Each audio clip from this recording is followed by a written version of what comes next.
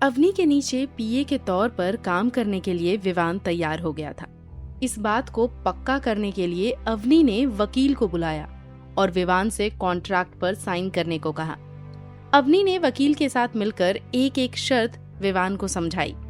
आखिर में वकील ने विवान की तरफ देखकर कहा, सीधे शब्दों में कहूँ तो विवान जी, अब आप तान्या मैडम के बंधुआ मजदूर की तरह काम करेंगे। वो जो कहेंगी आपको वही करना होगा। विवान ने बड़ी बेफिक्री से जवाब दिया, मुझे कोई दिक्कत नहीं है सर।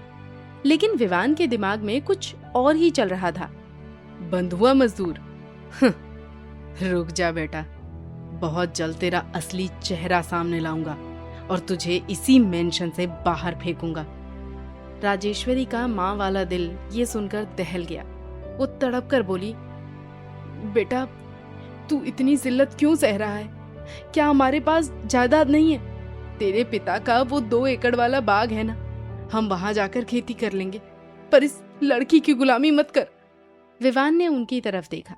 अवनी के जाने के बाद से राजेश्वरी ने विवान से ठीक से बात भी नहीं की थी, पर आज उनकी ममता जाग उठी थी। विवान ने कहा, आज अचानक मुझ पर इतना प्यार? आप यहीं रहिए माँ, आप ही तो कहती थी ना कि यहाँ आपके ससुर की यादें बसी हैं। मुझे कोई फर्क नहीं पड़ता।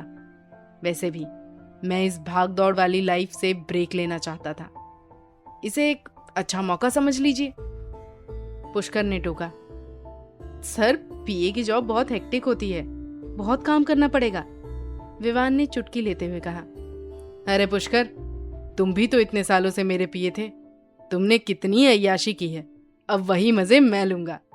ये सुनकर अवनी एक सख्त ऑफिसर की तरह बोली, मिस्टर विवान, इस गलतफहमी में मत रहिएगा। मैं काम के मामले में बहुत कड़क हूँ, तुम्हारी हड्डियां तोड़ दूंगी। विवान ने उसे एक शरारती नजर से देखा और कहा, मैडम आप जो तोड़ेंगी मैं उसे जोड़ लूंगा। बस ये बताइए कि शुरू कहाँ से करना है। अवनी के घूरने के बावजूद विवान ने मुस्कुराते हुए कॉन्ट्रैक्ट पर साइन कर दिए। उसने सिर्फ कागज पर नहीं बल्कि अपनी जिंदगी पर भी अवनी का नाम लिख दिया था। अब ये उसकी किस्मत थी या कोई बड़ी भूल, ये तो वक्त ही बताएगा। दूसरी तरफ औरंगाबाद की पहाड़ियों के बीच एक छोटा सा गांव है जहां हर तरफ परिंदों की चहचहाहट गूंजती है। यहाँ जंगली हाथियों का डर तो रहता है, पर माहौल एकदम शांत है। पहाड़ की एक ढलान पर एक खूबसूरत ट्री हाउस बना हुआ था। इस छोटे से घर में सुख सुविधा की हर चीज मौजूद थी। इस घर का मालिक कोई और नहीं बल्कि अभिषेक था। वो पास के एक अमरूद के पेड़ पर चढ़ा था और ताजे अमरूद तोड़कर टोकरी में भर रहा था। पेड़ से उतरकर वो अंदर गया, जहां मीरा खिड़की के पास बैठी शून्यता से बगीचे को निहार रही थी। 3 साल पहले हुए उस खौफनाक हादसे ने मीरा का सारा घमंड और गुरूर खत्म कर दिया था। अभिषेक उसके पास आया और बोला, मीरा कितनी देर तक एक ही जगह देखती रहोगी?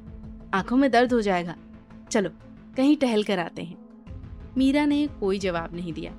वो बाहर एक चिड़िया को देख रही थी जो तिनका तिनका जोड़कर अपने बच्चों को दाना खिला रही थी। मीरा की आंखों से आंसू बहने लगे।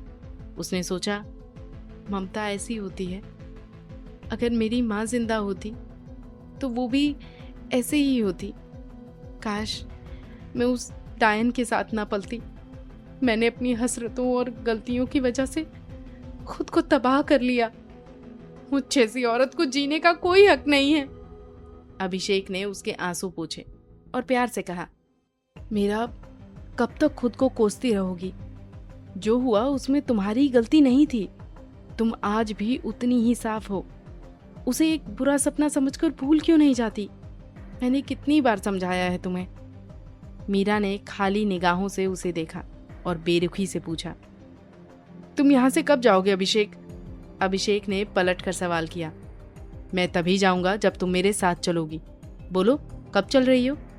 मीरा ने एक लंबी सांस ली। मुझ में इस दुनिया का सामना करने की हिम्मत नहीं है। मुझे यहीं अकेला छोड़ दो। मैं जब तक जिंदा हूं रह लूंगी, पर वादा करती हूं कि खुदकुशी नहीं करूंगी। तुम अपनी लाइफ देखो, मेरी वजह से खुद को बर्बाद मत करो। अभिषेक भावुक होकर बोला, मीरा मैं यहाँ रहकर भी अपना काम कर रहा हूँ। मैंने डिपार्टमेंट से वर्क फ्रॉम होम लिया है। तुम जब तक इस दुनिया को देखने के लिए तैयार नहीं होती, मैं कहीं नहीं जाने वाला। मीरा चिल्लाई, मुझे ये दुनिया नहीं देखनी। मैं अपवित्र हूँ। कितने लोगों ने मुझे। उसे फिर वही मंजर याद आने लगा। उसने अपना चेहरा हाथों में छुपा लिया और फूट फूट कर रोने लगी। अभिषेक ने उसे सांत्वना देने के लिए गले लगाया, पर मीरा ने उसे झटक दिया। वो पागलों की तरह खुद को नोचने और मारने लगी। मुझसे दूर रहो अभिषेक। इस जिस्म को न जाने कितनों ने छुआ है। मुझे नफरत है खुद से। दूर हटो।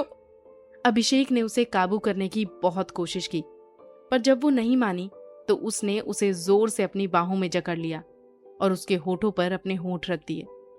मीरा ने विरोध किया। उसने अभिषेक के होठों को काट लिया। खून निकलने लगा, पर अभिषेक ने उसे नहीं छोड़ा। वो उसे खामोश कराने के लिए चूमता रहा। आखिरकार मीरा ने उसे धक्का दिया और उसके गाल पर एक जोरदार तमाचा मारा। पागल हो क्या? जब कह रही हूं मुझे छोड़ दो तो सुनते क्यों नहीं? तुम भी उन दरिंदों जैसे बनते जा रहे हो। ये सुनकर अभिषेक का आपा खो गया। उसने मीरा का गला पकड़ा और उसे दीवार से सटाकर ऊपर उठा दिया। अभिषेक की आंखें गुस्से से लाल थी। बोल लिया तुमने? मैं सालों से तुम्हारे पीछे कुत्ते की तरह घूम रहा हूं। क्या कभी मैंने तुम्हें गलत नजर से देखा? तुम्हारी खातिर मैंने अपना करियर दांव पर लगा दिया और तुम मेरी तुलना उन जानवरों से कर रही हो। तुम्हें क्या लगता है मैं कोई बेवकूफ हूं? तुम मेरे लिए क्या हो तुम कभी नहीं समझ पाओगी। अभिषेक का ऐसा रौद्र रूप मीरा ने कभी नहीं देखा था। उसने गुस्से में उसे दीवार पर टांग दिया था, जिससे मीरा का दम घुटने लगा। उसे खांसती देख अभिषेक ने उसे नीचे उतारा। अभिषेक ने अपनी आवाज धीमी की, पर उसमें कड़वाहट थी। मीरा, मुझे तुम्हारा जिस्म नहीं, तुम्हारा दिल चाहिए। मेरा प्यार आज का नहीं। मैंने तुम्हें तब देखा था जब तुम स्कूल में थी। तब से तुम्हें प्यार करता हूं।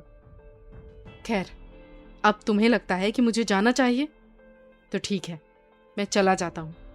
पर उससे पहले मैं तुम्हें तुम्हारे घर छोड़ दूंगा। मैं फिर से अपनी उस तन्हाई वाली लाइफ में लौट जाऊंगा।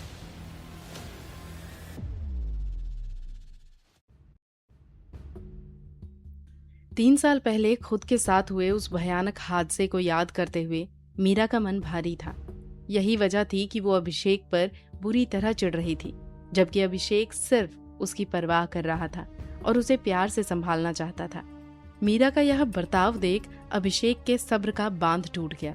उसने गुस्से में उसका गला पकड़ा और उसे दीवार की तरफ धकेलते हुए ऊपर की ओर उठाया। उसकी आंखों में उबाल था और बरसों से मन में दबी सारी भड़ास बाहर निकलने लगी। अभिषेक ने अपनी पकड़ ढीली की और दहाड़ते हुए कहा, अब क्या यही चाहती हो ना कि मैं यहाँ से चला जाऊं? ठीक है, मैं चला जाऊंगा, लेकिन उससे पहले तुम भी यहाँ से निकलोगी। तुम्हारे घर वालों ने मुझे भरोसा दिया था, इसलिए मैं तुम्हें तुम्हारे घर छोड़कर सीधे अपने फ्लैट पर चला जाऊंगा और फिर मैं अपनी वही अकेली और वीरान जिंदगी दोबारा शुरू कर दूंगा। अभिषेक की बातें सुनकर मीरा सन्न रह गई। वो फटी आंखों से उसे देखती रही। अभिषेक का गुस्सा शांत नहीं हुआ। उसने आगे कहा, क्या देख रही हो? मुझे इस तरह घर में बंद होकर काम करना रत्ती भर भी पसंद नहीं, लेकिन सिर्फ तुम्हारे लिए, ताकि मैं तुम्हारे साथ रह सकूं। मैंने इतने दिनों तक वो काम किया जो मुझे नापसंद था, पर अब मुझे किसी की जरूरत नहीं है। मैं मरते दम तक अकेला ही रहूंगा। अगर भगवान ने मेरी किस्मत में लावारिश लाश बनकर मरना लिखा है तो उसे कोई नहीं बदल सकता। मैं अपना सामान पैक कर रहा हूं, तुम अपने घर जाओ और मैं अपने घर।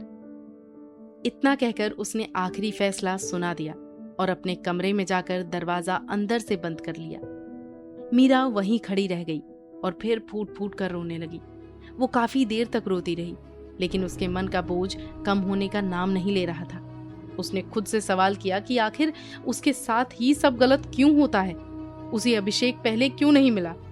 अगर वो पहले मिल गया होता तो तभी अचानक उसके दिमाग में एक बिजली सी कौंधी। उसने सोचा कि अगर अभिषेक कह रहा है कि वो उसे बचपन से प्यार करता है तो इसका मतलब है उसे मेरे बारे में सब पता होगा। फिर इतनी दिनों तक उसने अजनबी बनने का नाटक क्यों किया? इस आदमी के पीछे आखिर राज क्या है? दूसरी तरफ अभिषेक ने यहाँ से जाने का मन बना लिया था और अपना सामान समेट रहा था। तभी उसके सीनियर ऑफिसर का फोन आया। फोन उठाते ही ऑफिसर ने कड़क आवाज में पूछा, मिस्टर अभिषेक, क्या अपडेट है? उन पहाड़ियों पर लगे पौधों की जांच की आपने? जो केस मैंने आपको सौंपा था वो किस स्टेज पर है? आखिर कब तक इसे खींचते रहोगे? इसे जल्दी खत्म करो, तभी तो अगले केस पर मूव ऑन कर पाएंगे। ऑफिसर की बात सुनकर अभिषेक को अचानक अपनी जिम्मेदारियों का एहसास हुआ। उसे याद आया कि जिस मकसद से वो यहाँ आया था वो अभी पूरा नहीं हुआ है। वो भावनाओं में बहकर इतनी जल्दी नहीं जा सकता। उसने खुद को संभालते हुए ऑफिसर से कहा, सर, मैंने यहाँ कई पौधों की जांच की है, लेकिन फिलहाल ऐसा कोई नहीं मिला है जो उन खास पौधों को उगा रहा हो। ये सुनते ही ऑफिसर चिढ़ गए और बोले, अभिषेक, क्या कोई सरेआम गांजे की खेती करेगा? ये सब छिपकर किसी सीक्रेट जगह पर किया जाता है। तुम्हें ही उसे ढूंढना है। तुम एक जीनियस हो, तुम्हें इतने अवार्ड्स मिले हैं, इसलिए मैंने इतना बड़ा केस तुम्हें दिया, और तुम एक आम आदमी की तरह इतनी लापरवाही से जवाब दे रहे हो। दरअसल ऑफिसर ने उसे औरंगाबाद की पहाड़ियों में गांजे की तस्करी करने वाले को पकड़ने का काम सौंपा था। मीरा के साथ रहते हुए उसका दिमाग काम पर लग ही नहीं रहा था। वो बस यही सोचता रहता था कि मीरा को पुराने सदमे से कैसे बाहर निकाला जाए, उसे एक आम लड़की की तरह सामान्य जिंदगी में कैसे वापस लाया जाए। उसका दिमाग किसी और दिशा में चलने को तैयार नहीं था। उसने झल्ला कर कहा, बस कीजिए सर, मुझे जानते हुए भी आप ऐसी बात कर रहे हैं, ये सही नहीं है। 1 हफ्ते के अंदर उस केस की फाइल आपकी मेज पर होगी। इतना कहकर उसने फोन काट दिया और उसे बेड पर पटक कर खुद भी उल्टा लेट गया और गहराई से सोचने लगा। इधर अभिषेक से बात करने वाले सीबीआई डायरेक्टर धनवंत राव आग बबूला हो गए। वे गुस्से में चिल्लाने लगे, ये लड़का अपने आप को समझता क्या है? काबिल है, इसलिए इसे इतनी बड़ी जिम्मेदारी दी है, और ये मुझसे बात करते करते फोन काट गया। तभी पास खड़े एक दूसरे सीबीआई ऑफिसर ने उन्हें शांत करते हुए कहा, सर, वो ऐसा ही है, लेकिन अब आपने उसे उकसा दिया है। देखिएगा, इसका नतीजा हमें बहुत जल्द मिलेगा। धनवंत राव ने लंबी सांस ली और बड़बड़ाते हुए बोले, इन लोगों ने जीना मुश्किल कर दिया है। मुझे समझ नहीं आता मैं क्या करूं। लोग सीबीआई के पास इसलिए आते हैं ताकि केस जल्दी सुलझे, लेकिन अगर सब ऐसे ही करते रहेंगे तो मैं क्या जवाब दूंगा। वो अपनी भड़ास निकालते रहे और फिर वे किसी दूसरे केस के बारे में चर्चा करने लगे। उधर जब विवान मल्होत्रा ने अवनी का पीए बनने के लिए दस्तावेजों पर साइन कर दिए तो अवनी के चेहरे पर एक कुटिल मुस्कान आई। उसने मन ही मन सोचा कि शिकार खुद चलकर जाल में फंसा है। उसने एक अजीब सी भारी आवाज में कहा, बस अब सब खत्म हुआ। वहां मौजूद सभी लोग चौंक कर उसकी तरफ देखने लगे। अपनी बात संभालते हुए अवनी बोली, मेरा मतलब है कि इनके पीए बनने की सारी फॉर्मेलिटीज पूरी हो गई हैं। तभी पुष्कर ने मासूम सा चेहरा बनाकर विवान से पूछा, सर, अब आप मैडम के पीए बन गए हैं? यानी अब तक जो काम मैं करता था वो आप करेंगे? तो फिर मेरा क्या होगा? लेकिन पुष्कर के मन के अंदर तो लड्डू फूट रहे थे। वो सोच रहा था, बेटे विवान, अब तक पीए रहकर मैंने जो जो जुल्म सहे हैं, अब तुम्हारी बारी है। अब मैं तमाशा देखूंगा और मजे लूंगा। इससे पहले कि विवान कुछ कहता, अवनी बीच में बोल पड़ी, इन्हें सर क्यों कह रहे हो? क्या कोई अपने पीए को सर कहता है? पुष्कर भैया, आप इन्हें बस नाम लेकर बुलाइए।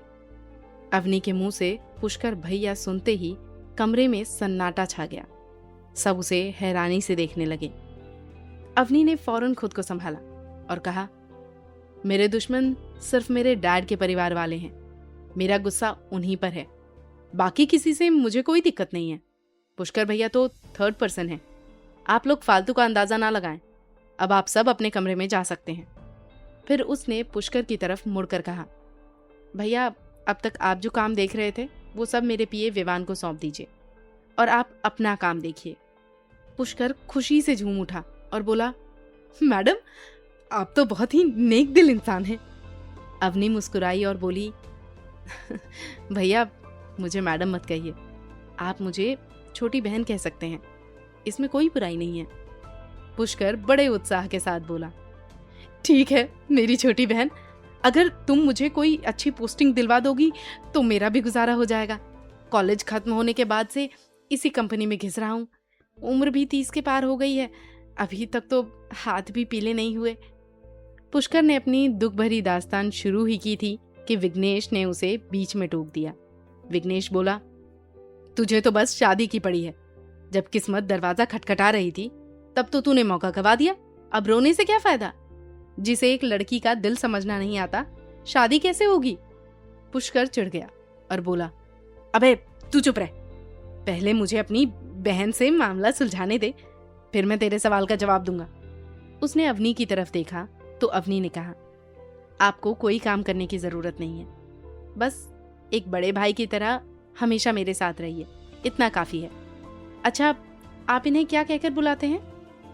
उसने रंजीत मामा की तरफ इशारा किया। पुष्कर ने तपाक से कहा, मैं इन्हें चाचा कहता हूँ।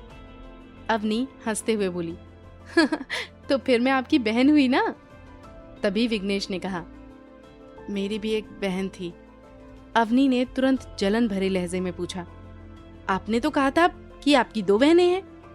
विघ्नेश बोला, हाँ एकदम सही पकड़ा आपने, उन्हीं 2 बहनों में से एक की शादी मैंने इस विवान से कराई थी। असल में मैंने क्या कराई थी, इन लोगों ने खुद ही कर ली थी। ये सुनते ही विवान ने तंज कसते हुए कहा, अब तू मुझे बीच में क्यों घसीट रहा है? क्या मैडम ने तुझसे मेरी शादी के बारे में पूछा था? लेकिन इसके बाद अवनी ने जो करारा जवाब दिया, उसने विवान की बोलती बंद कर दी।